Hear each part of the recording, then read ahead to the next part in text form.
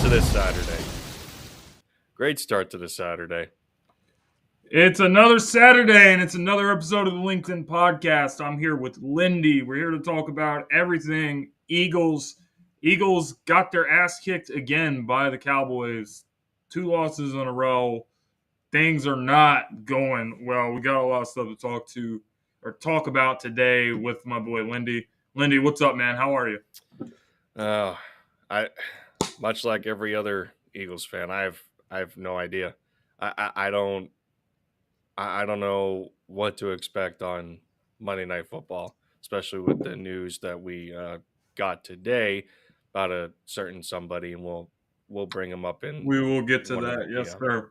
So let's get right into it, ladies and gentlemen. So, holy shit, I don't even know where to start with this game. This was another pathetic performance by the Eagles on all fronts, pretty much.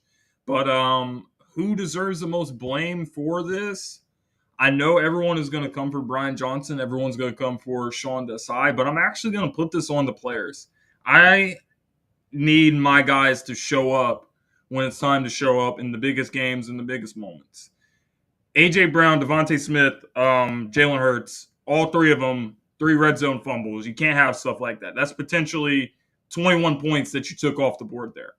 So when it comes to Brian Johnson and the criticism of him, I totally understand it, but not for this game. Because the Eagles were pushing and they were moving the ball and then fumble. Devontae Smith dropped touchdown. You don't see that very often from him. But these are the things that you can't do. And you can't just point the fingers at the coaching and this and that. So it was an absolute disgrace. It was one of the worst performances of the season. Saying that right after the other performance against the 49ers, which was equally as pathetic, if not more. So I have to say, if this team does not wake up and show up, then there's not a lot to be said. The season is on the line on Monday night. If they lose that game, then I hate to be the one to tell you guys the season is over. It's over. If they lose Monday night, I do not see this team doing anything in the postseason. And that's all I have to say about the game. It was pathetic. It was putrid. And the team really should be ashamed of themselves. I mean, they've already lost their dominant seeding in the NFC right now, and for the most part, as a whole, Totally agree, Lenny. As a whole in the entire NFL. Been a long time, Lenny. By the way, good to see you. I can't even call this. I can't even call this a game of different sorts, because it's, you go out and you produce the same result against another NFC powerhouse. Let's call it what it is. Dallas Cowboys are another top team in the NFL. They're playing like it. But this game, and as I look back on it, this game was, to me, a lot more about the Eagles than it was the Cowboys, bias aside. I mean, you can look at it from a totality standpoint. Hurts was pedestrian.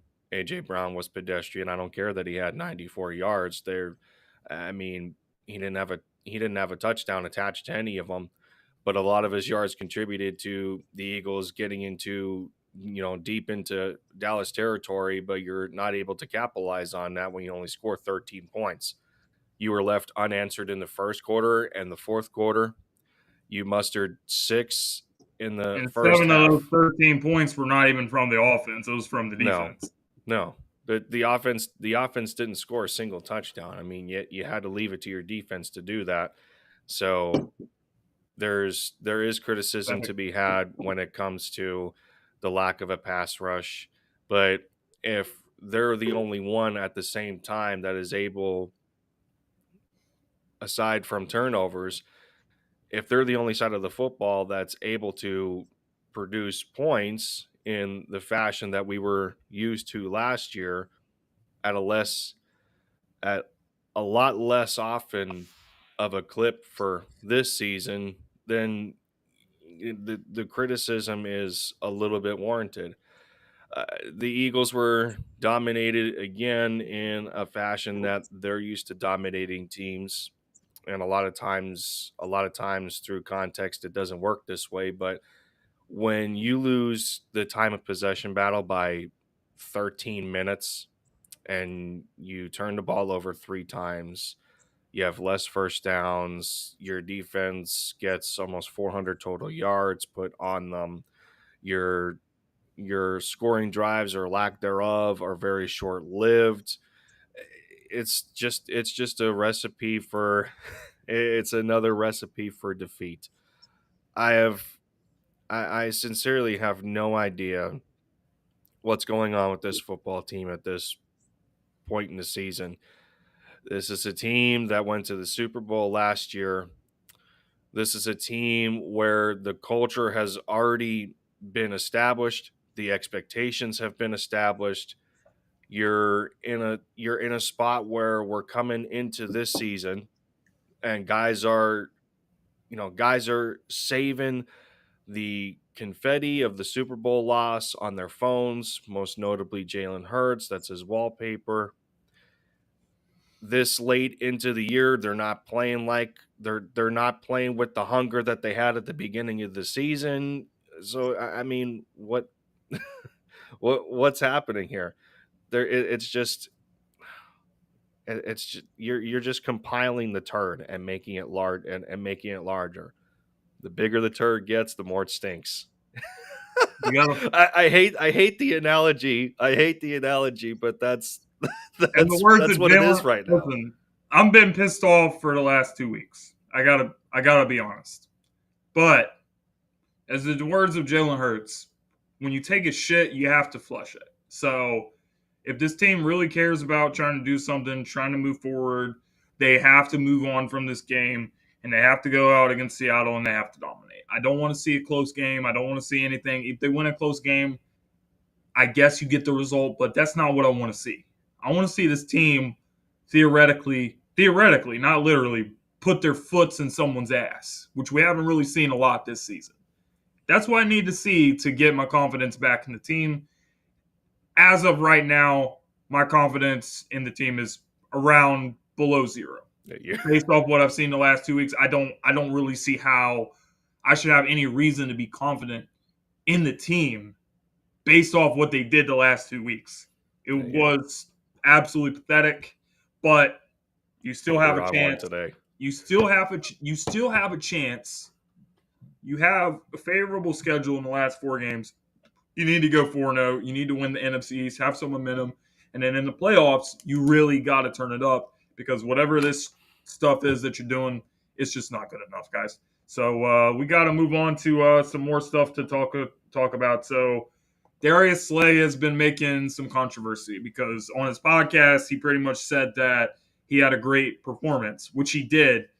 But people are upset because, obviously Philly fans are some of the angriest fans. This is not really what you want to hear from people when the team is playing this type of way. Well, I had a great game, but the rest of the team didn't. So, Lindy, do you have a problem with what Slay had to say following that game and kind of speaking about his performance when the team is not playing so well? I understand in coming out for defense of yourself. I understand that to a degree, to a small degree. I understand that, especially when there's um especially when there's contributing factors that you necessarily cannot control. But in terms of Eagles fans anger, I think it's anger equals passion. That's the way most of us operate, that have a bit of a sense of what's going on. But I mean, for Slay to be doing this, and I know that he has his own show on YouTube, podcast material, what have you, whatever he does, is is any of it necessary? First off, is it really necessary to just single yourself out and have just a, like it says in the topic, why are you being selfish like this? I'm not the problem. Let me throw the rest of the team under the bus because I'm not the one that's giving up these big plays, this, that, and the third. My PFF grade is good this week. I'm only giving up this many yards. It's not me. You're looking at the wrong guy. It's a team sport. You are a part of that mess. You are a part of that locker room. You are a part of the group of veteran leaders that establishes a standard for this team to create an example for a lot of the younger guys in that locker room that are playing alongside you. Making some good points. You have a responsibility outside of the locker room to show, if you're going to portray yourself or if you're going to show yourself in a public space, you have a responsibility to carry a similar mindset to what you're talking about with the rest of the guys in the locker room. Like, yeah, I know, you pull the all the DBs aside, safeties or not, they're a part of the same group. You're pulling them aside, you're getting with the rest of the veterans, like, hey guys, like what are we doing here? I know that there's things going on. Some of them we can't control, some of them we can't. But at the end of the day, our execution is losing football games. You know, schematics aside, however he wants to address the message, because yes, the coach is at the top of the food chain when it comes to, getting people prepared. When you're a leader of men, it starts with him, and he has alluded to that. But if your message and your standpoint is not getting through to people, that's a problem in itself.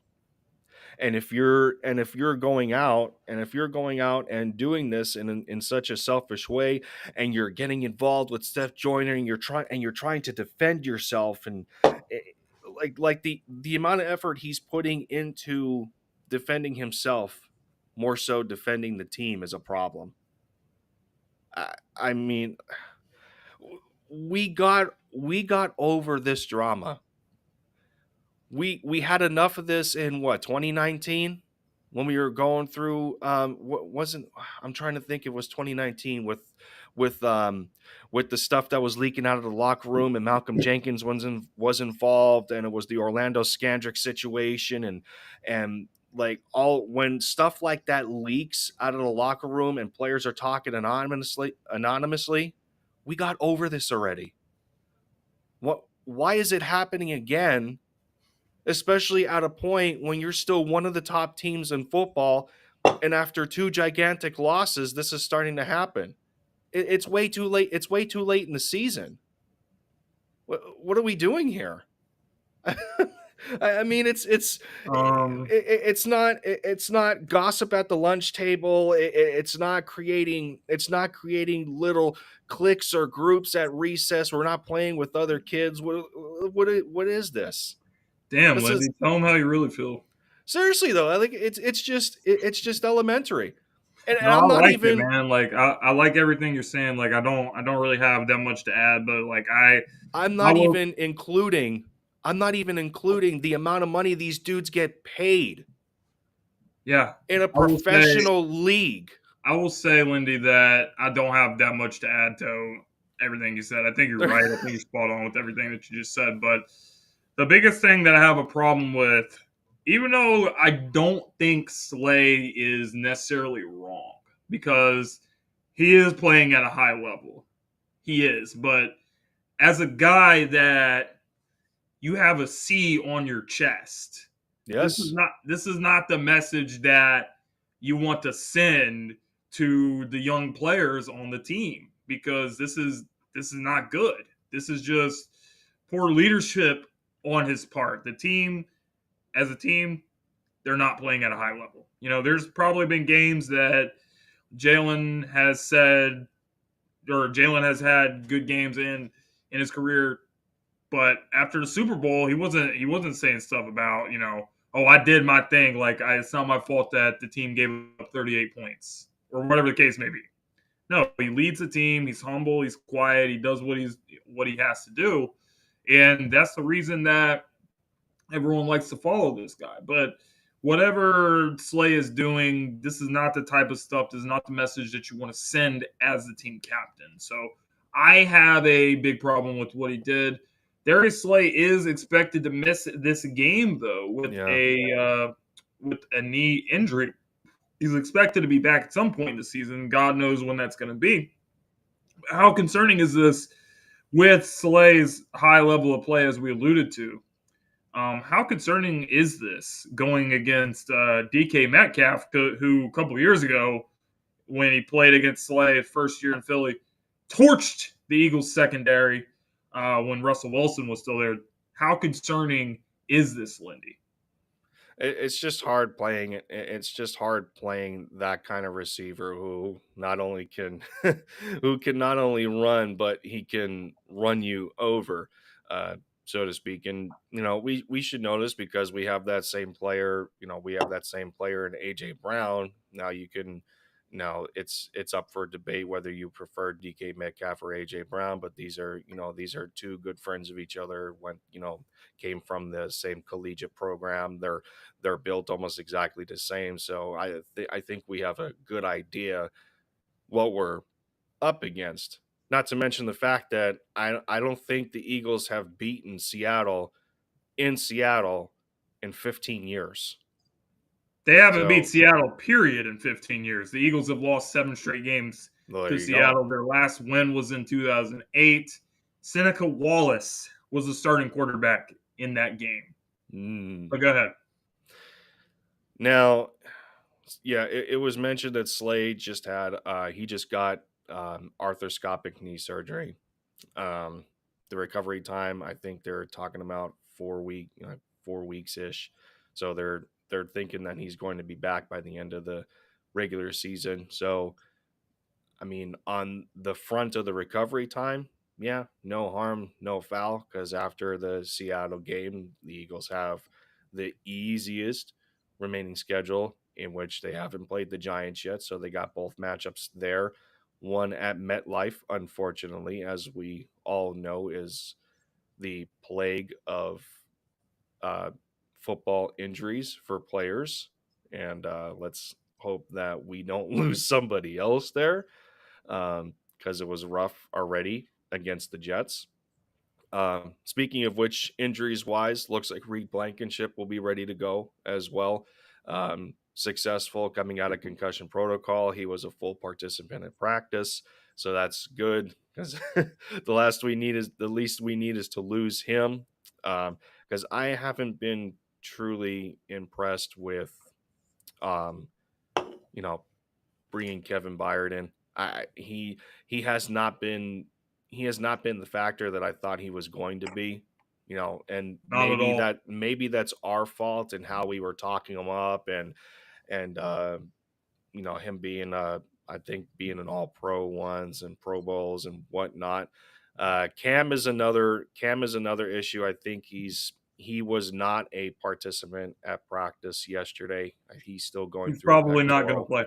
play. It's not looking likely. I don't think he will. If he was at least limited, he probably would have been questionable. But if he was a Nope. non-participant, So it's then looking like it's going no to be Slay, unfortunate. no Jurgens, and no Zach Cunningham for this game.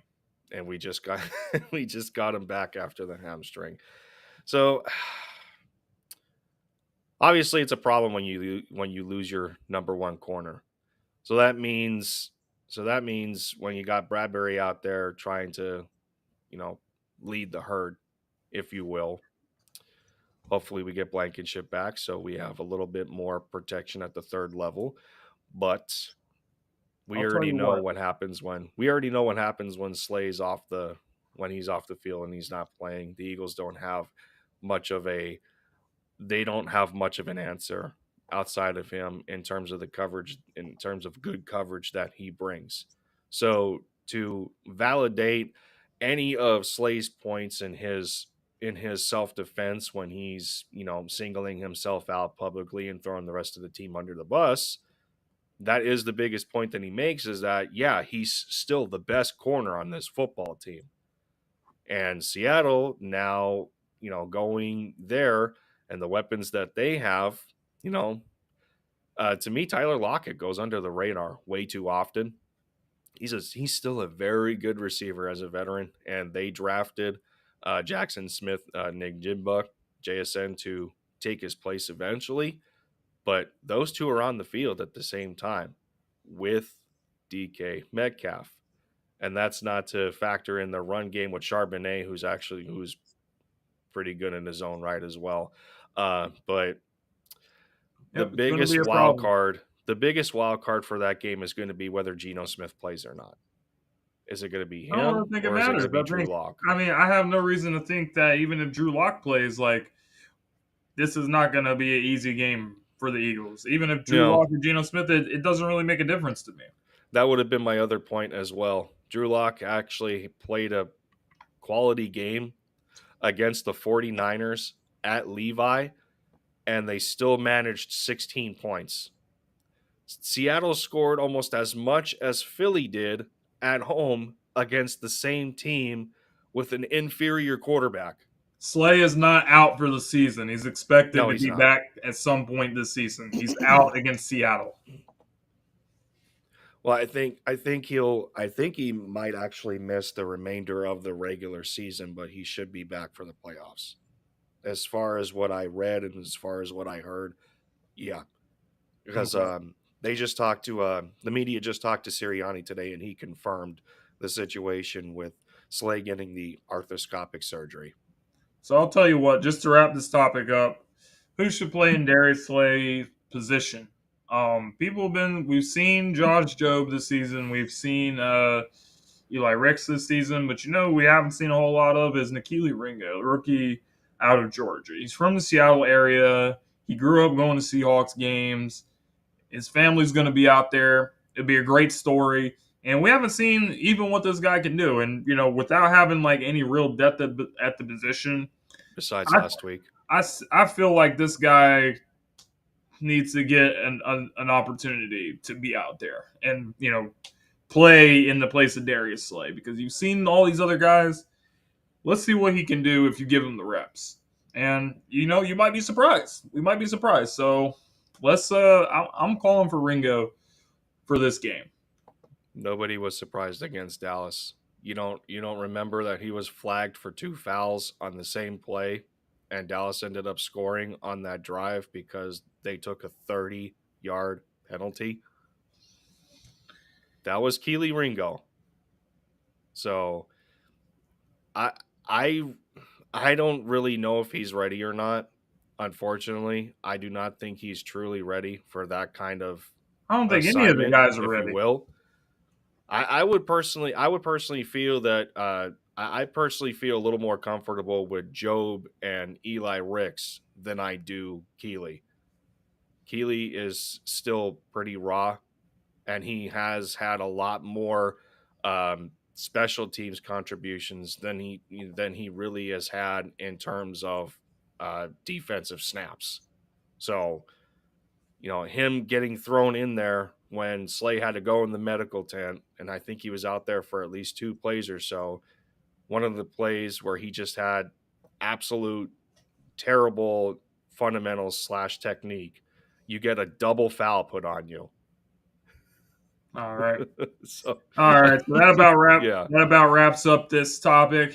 If you guys are just now tuning in, thank you guys for tuning into the LinkedIn podcast, part of the Sideline Sports Network. Make sure you guys go subscribe to Sideline Sports on YouTube. Check them out on X, Facebook, Instagram, all social media platforms. So moving on, a lot of people are starting to question the coaching of this team, as it's been like a common discussion all season. So question is, how much of a problem is the coaching with the coordinators. Brian Johnson, Sean Desai, first year coordinators with the team, even though Sean Desai had previous experience with the Chicago Bears. And These Seattle. these guys are first year coordinators after the Eagles lost Jonathan Gannon and Shane Steichen. So they've been getting a lot of the criticism, and rightfully so. But how much of an issue is it? And would the Eagles actually fire a coordinator at this point in the season?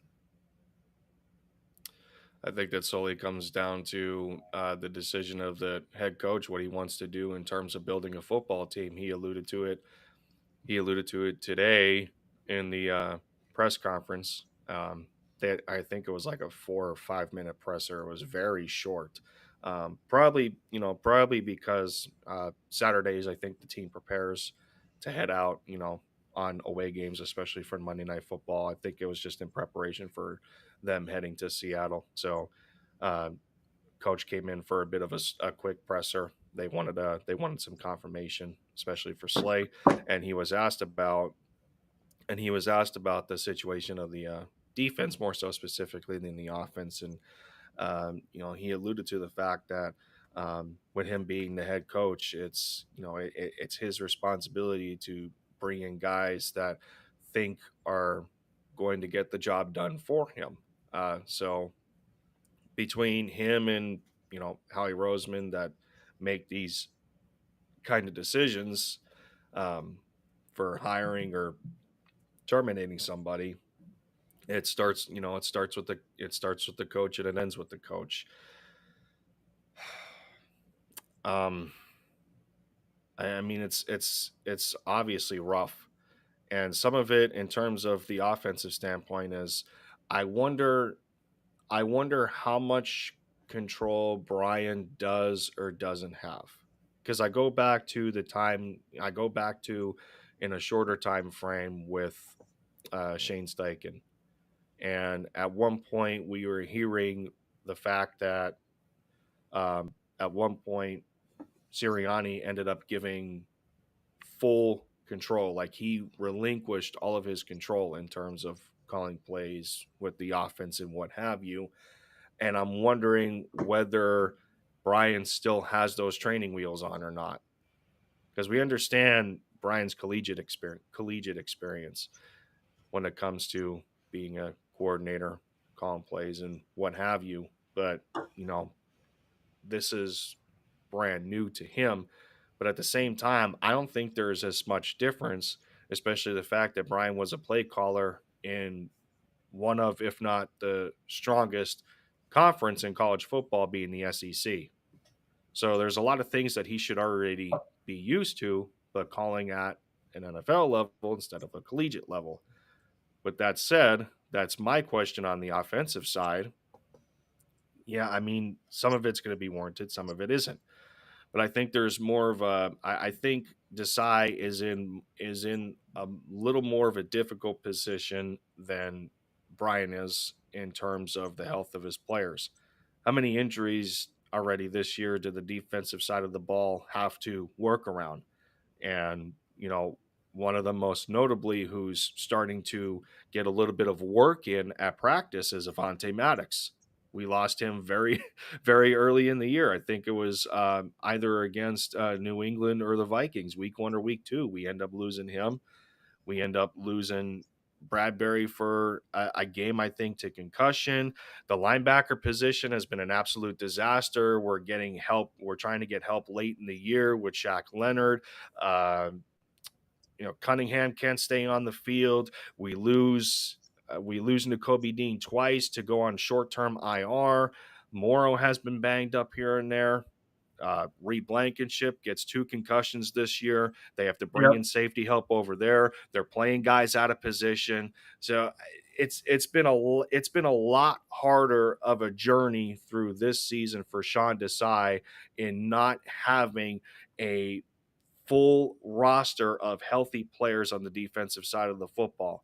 Brian Johnson has less of an excuse, all things considered, than Sean Desai has, in He my may have opinion. less of an excuse, but Yeah, the question was, are they going to get fired? And the answer is I no. I They do are not not think going so. to fire No, Brian Johnson because he is a no, first year coordinator and they view him as a one of these young coaches that's going to continue to get better and it's his first year calling plays and this and that. So he's not going to get fired. Sean no. Desai is not going to get fired based off the reasons that you listed because they're going to say, well, he didn't have a fully healthy team to work with, and he had to work with all these different starting secondaries and all this stuff. So the bottom line is the coaching has not been good enough, but No, it regardless of hasn't what at all. happens this season, they could lose all the rest of the remaining games, and I still don't know if they would fire either one of these guys. It's possible, but I think it's still a long shot at this point. So with that It being is. said, what about Nick Sirianni? We can talk about Brian Johnson. We can talk about Sean Desai. We can talk about whoever you want to talk about, but it starts with Nick. So is Nick starting to lose his grip on the team? Because you're hearing all this stuff. We don't know if it's true or not. Players in the locker room saying stuff about how the offense is predictable and stuff. And AJ Brown denied it when he was asked about it, but a lot of people think he said stuff about Jalen. He's been yelling at Jalen this season a couple times. So, what is going on, and how much blame should Nick Sirianni have with the way the team is starting to play? Should be blame on me too for misspelling his last name in the topic. I put an extra R in there. But I just it almost seems like that to me. In a way, I don't know. I don't There you go. necessarily know whether he's that's better. I don't necessarily know whether he's losing a grip on the players or not. But like this is, it's almost Whatever happens this week will determine the answer to that question. it's from his standpoint, it's almost uncharacteristic to me, especially with the journey that he has had to this point so far. And he comes in, and there's a environment of, oh ye little faith. They blasted this dude for his introductory press conference. He gets the team to, a wild card appearance in his first year. They get to the Super Bowl the second year. Unfortunately, they lose. And then bouncing off of that, Super Bowl loss, the team is sitting at 10-3. But it's in a fashion that obviously should not have happened. And the last two press conferences that he had, that I watched, I'm just like, are we listening to the same head coach here? There, there was just a level of arrogance that he had. There was a level of almost seemed like impatience because, impatience, irritation because he's hearing the same questions over and over again, and uh, you know, having to come to bat for his players and his coordinators, and that's all fine and dandy. But you know, it's just there's just a level of insanity there in which you're hearing the same answers over and over again, and the result is not changing. We thought that they were going to fix a lot of their issues after the loss to the 49ers at home. And we go to Dallas and nothing changes. Quite frankly, they played even worse because they turned the football over three times. It was absolutely careless. It's like you going to school as a new kid, and you're already picked out by one of the bullies. Comes up to you, hand it over, you give him your lunch money, he walks away. That's what Dallas did on every one of those fumbles. The players, they it was almost as if they were careless. They played carelessly. We came into Dallas like a floor mat. You know, The Cowboys come in, they clean their feet, wear their floor mat, their doormat, what have you. And it's like I look at the coach and I have to ask, what is happening? Why why are you not why is anything that you're saying not resonating with the rest of your group? What's truly going on here? And it's almost getting out of hand, especially in Philadelphia. One week it's run the ball outside of Novacare. The next week, people are starting to get a little stronger with their convictions. Slay and Bradbury, no play Slay and Bradbury on a trash can. Talking about firing Sean Desai. I mean, you guys put yourselves in this position of adversity. Either dig out of it or don't. I, I mean, you should know better. You should know better off of like I said in the um like I said in either the first topic against Dallas or when we were talking about Slay. The standard has already been established. Everybody should know better. Doesn't matter if there's new coordinators or not. You know what you signed up for when you came in. What It's too late in the season for stuff like this to be going on. And I'm not getting the direction that the coach is trying to take here. I don't get it at all. I don't. It's absolutely irritating. That this is not Eagles football Nope. at all. All right. Well, I have to say that I do think he's losing the grip on the team because you can't just continue to say all these things about how we're going to figure it out, and you don't back up your talk. It's like you're just saying stuff over and over, but the actions speak louder than words. So, Nick knows how to say like all these right things, but whatever happens on Monday night, that's going to determine if he's really like the coach that everyone thinks he is. Because he may not be. I hate to say it, but he may not be. And based off of this season, he hasn't been. So this just feels like the players are not resonating with some of the things that's being said, because I can't really put my finger on it, but the players are not producing in these games. Let me ask you this. When was the last time you were watching an Eagles game and the camera pans to your quarterback and he's sitting on the sideline looking completely defeated, like I don't know what else to do? Well, he When looks was the last time you he seen look Jalen Hurts look like that? he looks disgusted multiple times this season when doing that. I've seen panels of him, Brian Johnson talk to them, whoever's over there. Like, I know Jalen has a very serious demeanor, but I mean, But in a lot of those instances, he was able to dig himself out of that hole. And it's almost as if between him and the rest of the team, they didn't have the energy to want to do that. based And off of this that's, season, and yeah, based off of this season, I really got to put a lot of the blame on the coaches. For the last game, I don't necessarily blame Brian Johnson, as I said, but I gotta say, overall this season, with the amount of talent that this team has, the no production has excuse. not Yeah, matched that. no So I think excuses. it is a coaching issue. So if you really want to do something this season, then everyone collectively has to come together and pull their heads out of their ass. So with that being said, I think we should close this segment out.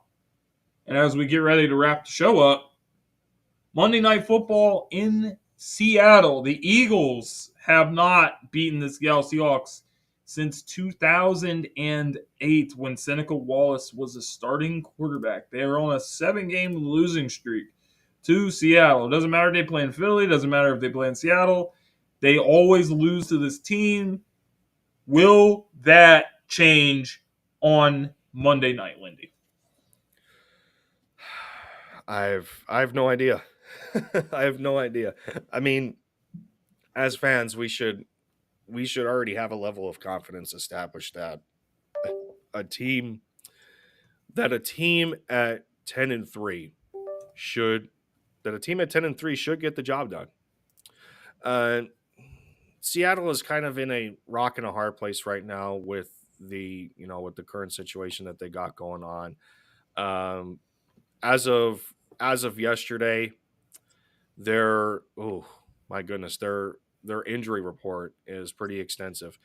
Jamal Adams did not practice with a knee. Linebacker Nick Bellor did not practice with a knee injury. Uh, a couple of linemen, Abraham Lucas, Anthony Bradford. They were one of them was full. They have a few guys on the practice report that's full. Devin Witherspoon is probably going to be questionable.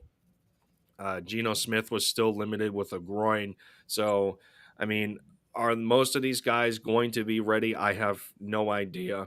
We just watched how the Seahawks played at Levi with Drew Lock. And yeah, Drew had all things considered, he had a pretty good game that a lot of people weren't necessarily used to him playing that way, especially with a lot of his downtime for the Broncos when he got his chances. And it still the point remains for me. The point still remains for me. Seattle was able to score 16 points against the Niners at Levi, where the defense only gave up 28. Our defense gave up 42. Our offense scored 19. So for us, on paper, to be described as considerably better roster for roster against the Seahawks, the numbers certainly don't look We like shouldn't it. be having this conversation right now. With this team, we No, should not be having this no, conversation. absolutely not. And that's We the should be irritating talking part. about how the Eagles are going to put their foots in Seattle's ass, yet we're not having that conversation. So that's an No, issue in and of itself. no, but at the same time, I don't think I don't think that there's going to be. I still think there's going to be a little bit of resistance. They're going to try and have a quality game at home, of course. But this is a team that's been average in terms of offense, scoring just under 22 points a game. They're 17th. Their defense is a little bit better than ours in terms of points allowed, which isn't saying much because they're 26th in the league at 24 and a I just half. saw that offense put up 35 points or something against Dallas. We put up Yeah, 13, or not even 13. We put up 6, technically speaking, because the yeah, offense couldn't score. So, I that's mean, true. Dallas had an awful game defensively that game too, but they were able to get pressure on Geno when it mattered most. And I think some of those play calls in those moments were terrible, but that's not the here nor there. But I mean, I don't I really don't know what else I could say to instill any more confidence that the Eagles could get the job done. I mean, across the board, Seattle's defense is just not very good at all. They're not great against the run. They're in the low to mid 20s in the NFL for that.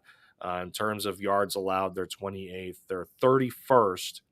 There's the second worst team in the NFL in first downs allowed. Uh, so that should tell you right there the Eagles should be able to move the football. Third down conversion percentage, they're 30th at 46%. Red zone, they're not very good either at 25. 63% of teams score in the red zone moving on this Lindy, defense. Lindy, not to cut you off, but So, moving the ball is not concerning for me. We've seen the team move the ball. We saw the team move the ball last week. But what yes, happened? Turnovers in the red zone. You take carelessness. Yes. three touchdowns potentially taken off the board. So they can move the ball to Seattle all they want. But if Yeah. you're over there kicking not even turning it over is just 100 times worse. But even if you're kicking field goals, I don't want to see this anymore. Like, I No, want to nobody actually does. see you for a third time on the show. I'm going to keep my phrase the way I am. Put your foot up their ass. They're a 6-7 team. You're a 10-3 team. Play like it. That's what I want to see. Yeah. Yeah. Yeah, we're just at a loss. We're just at a loss this at this point. Um, and a lot of it also fundamentally in terms of coaching for us. I have no idea why Brian Johnson does not like his quarterback to throw it over the middle. I mean, where are we seeing any slants? Are we seeing any more shallow crosses to you know try and go against a split zone in the middle, uh the utilization of the tight ends. I'm not seeing any of that, or better yet, running the football at a better or consistent clip. You what was the reason you got DeAndre Swift? he sh- Kenny Gainwell should not be having more snaps than DeAndre Swift.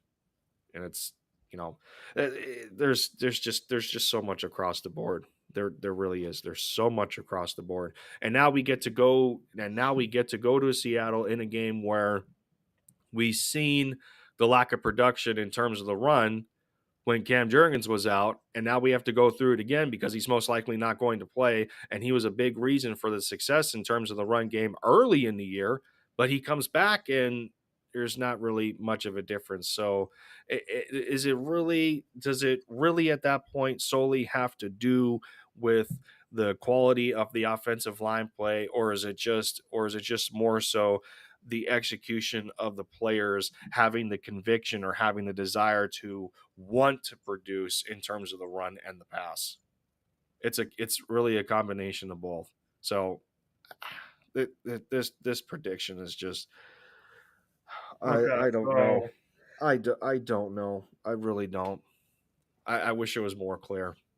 I really wish yeah, we I had a mean, clear answer I for mean, this. there's not much to say. There's no real reason that we should be looking at this game and being confident based off of what we've seen. Yeah, So I don't have a real reason to say that I think we're going to win because I need to see this team go out there and say, you know what, enough is enough. This is the Philadelphia Eagles. This is a great team. This is one of the best teams in NFC. We were just in the Super Bowl last year. We're trying to get back. If you're serious and you want to get back, then show everybody that you want to get back by yeah. kicking this team's ass on Monday Night Football. If I don't see that, then there's not much to be said about this team, and there's not much to be said about this season. So, score predictions. Lindy, what you got? Fool me once, shame on you. Fool me twice, shame on me. I picked the Eagles in back-to-back weeks to get the job done. And shame on me for thinking that they could have beat Dallas in a 2-point victory because I said 35-33 and they the offense couldn't manage a single touchdown. So,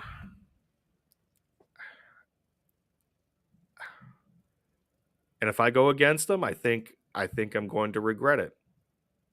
Uh, call it what you will. Uh, but they don't have a choice.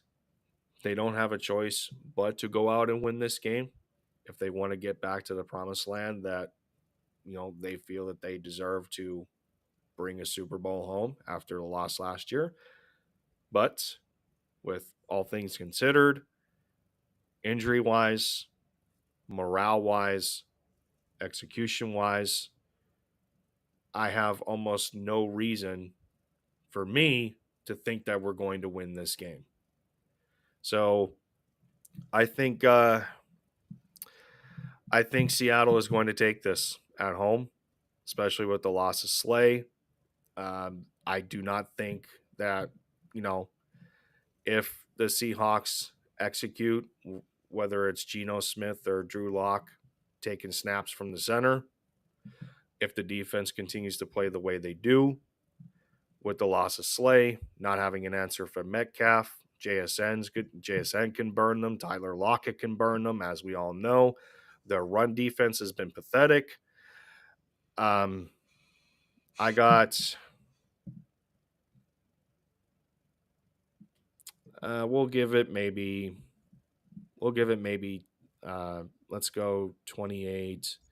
I think Seattle can easily manage 28. I'll go 28 to I'll go 28-17 Seattle. I I don't have confidence this week that the Eagles can get it done.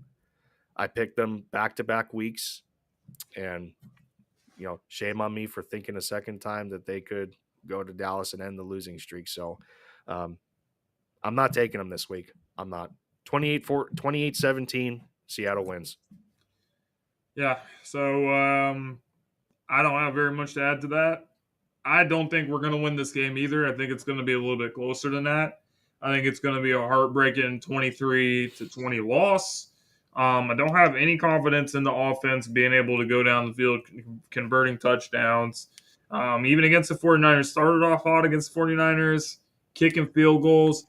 14-0 is a big difference between 6-0. Fumbling the ball in the red zone against Dallas, 21 points taken off the board. This is the way you lose football games. I haven't seen this team play an elite game. I think their best game was probably against the Miami Dolphins, and that was a long time ago.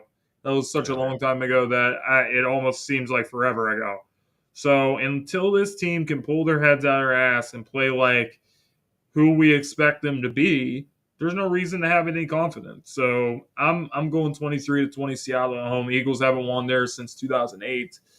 I just can't see it. And until they show me that they can do it, then I don't have any reason to think otherwise. So sorry for everyone that this episode has to be negative, but I just got to tell the truth of what I really think. So this season is going to be one of the most disappointing seasons of the Eagles franchise history if they lose this game and everything just kind of starts to fall apart. Well, the negativity is a product of what the team has given us the last 2 weeks. It's like, sorry, everyone. What do you want us to say? What do you want us to think?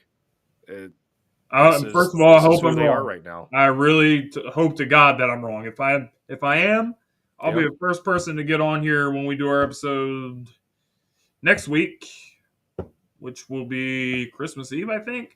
So if that happens, then Merry Christmas. I was wrong. I hope so. Yeah.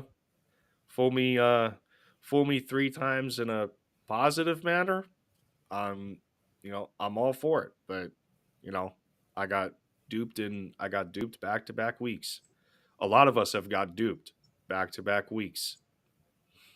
No, hopefully the reverse psychology happens. I don't know, man. That's the only thing that I really have any hope in. But guys, thank you everyone for tuning in. LinkedIn podcast, part of the Sideline Sports Network, with my co-host Lindy. Yes, Lindy, you got anything else to add before we sign off? Other than if you check back in about 30 minutes over on my channel, absolutely. Linc'd in the Ed Zone, episode 4 with Mitch Kofsky will be premiering. So you guys get 2 Looking shows forward to that this one. Saturday. All right, it's going to be a busy Saturday. Make sure you guys check out Lindy's show, Linc'd in the End Zone.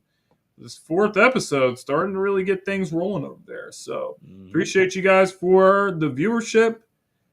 Again, this has been a Sideline Sports Network production, and we'll see you guys next Saturday at noon Eastern to hopefully talk about a different result. Yeah. We'll see you guys next time.